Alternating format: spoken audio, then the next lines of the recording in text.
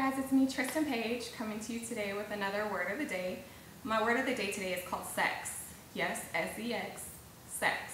And yes, most of my topics are Christian based, and I always share whatever word God's put in my heart today. So this is it. We hear about sex talked about everywhere else, whether it's on TV, our favorite TV shows, even on regular TV these days, movies, radio, the songs we listen to, even the places we shop. I mean, their marketing campaigns are around sex because sex sells these days. Everybody's doing it, and sex is very much a part of the culture these days. And it just amazes me, though, we hear about it talked about everywhere else, but for me personally, I had never heard it preached about in church, besides the mention of homosexuality, because everybody has their own opinion about that. But I had never just heard it preached about having sex. Of course, I've heard through the grapevine that you're supposed to wait until you get married. I know it's in the Bible. For the longest, I didn't even know where it was. I'm not sure if I was in a rush to look and find that in the Bible either. But I always knew it was in there, but for the longest, I couldn't even tell you where it was. I had no idea what the Bible said about sex, besides that we were supposed to wait till we got married, but how many of us really do that? So it wasn't until I fellowshiped with one of my friends who was fairly new in his walk too, and had given his life back to Christ and decided to give his body back. Well, I had attempted to do this on more than one occasion. I had made a commitment of celibacy to God, and I failed on more than one occasion. And I think I did it more of not really a commitment to God, but before I was making it a commitment to myself. More of, I had gotten tired of giving my body away to men. You know, we get in this dating cycle and we're dating somebody and we're intimate with them and we're dating them for a little bit, and then in a couple of months it doesn't work out, and then we're dating somebody else, and then we give our body away again, and we just get in this cycle where you're giving your body away to people, and then when it's over, you have these regrets of, man, I wish I would have waited, because then I would have known it wasn't going to work out and I wouldn't have given my body away. So I got tired of that cycle and was like, you know what, I'm going to commit myself to just waiting until I get married.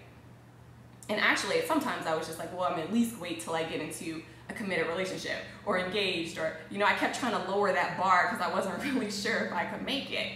So it wasn't until I fellowship with one of my friends, and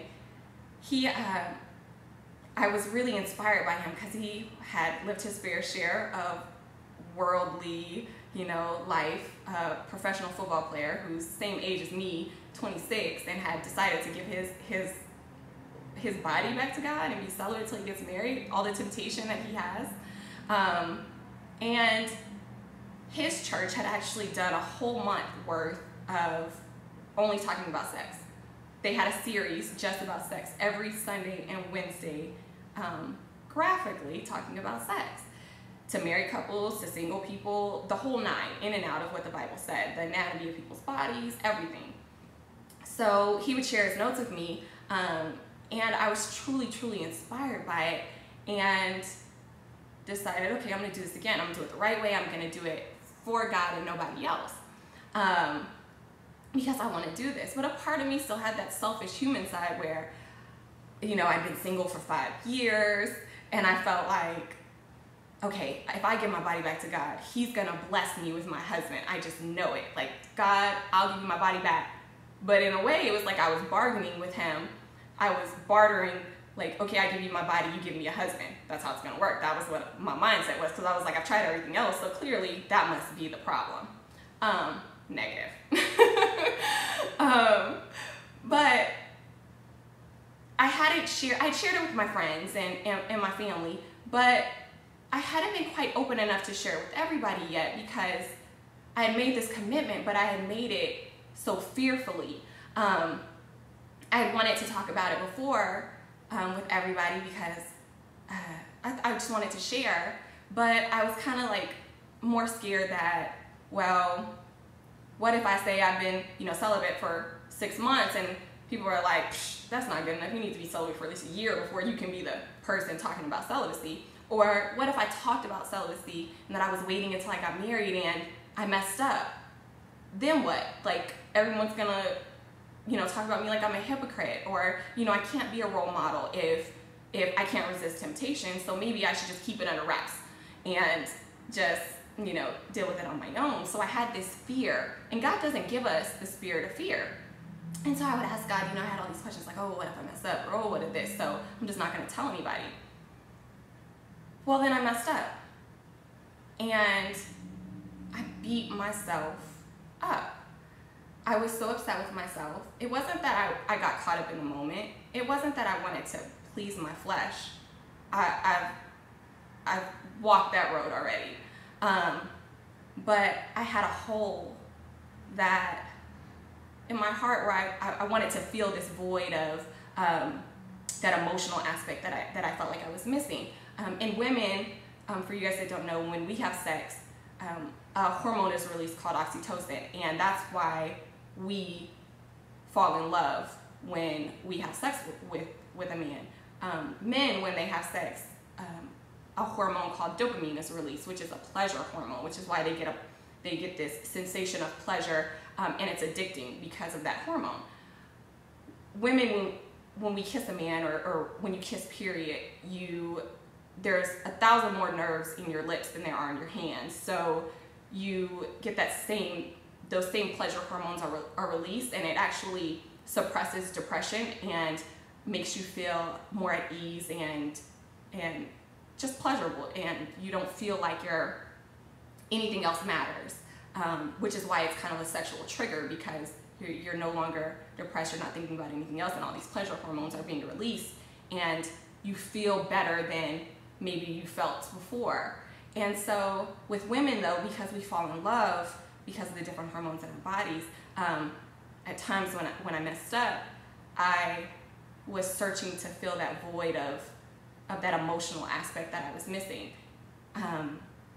So I wanted to, for a second, just be able to close my eyes and imagine what it would feel like to be in love with someone or be connected with someone. And spiritually, I was full, but as humans, we want to physically be attached with someone as well. We want to be in love, or at least I know I do. And so I've made some mistakes behind it. And so I was beating myself up, and God forgives us way quicker than we forgive ourselves. And I was steady telling myself, like, you have to forgive yourself. The great thing about serving our God is that He forgives us because He loves us. He expects us to fall short, in a sense, but He never forsakes us.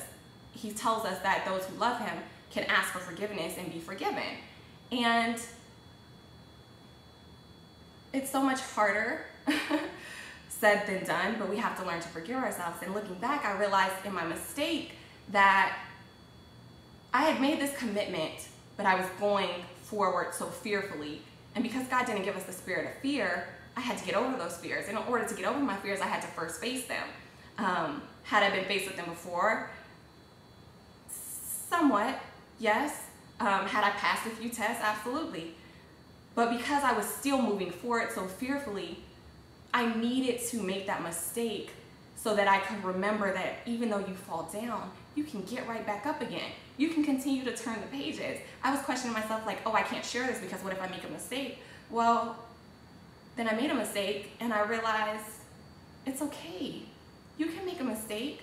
You can get right back up again, and God is going to let you try again, just like a father would. He would dust you off, wipe your tears, talk about your mistake, talk about what you're going to do differently, and push you back out to the world and say, go, try again. It's okay.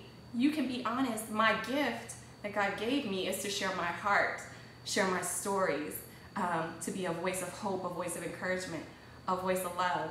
And I was letting my fears stop me from sharing my gift, of sharing my stories, because I had let fear take over instead of letting God take over. So I found my blessing in my mistake.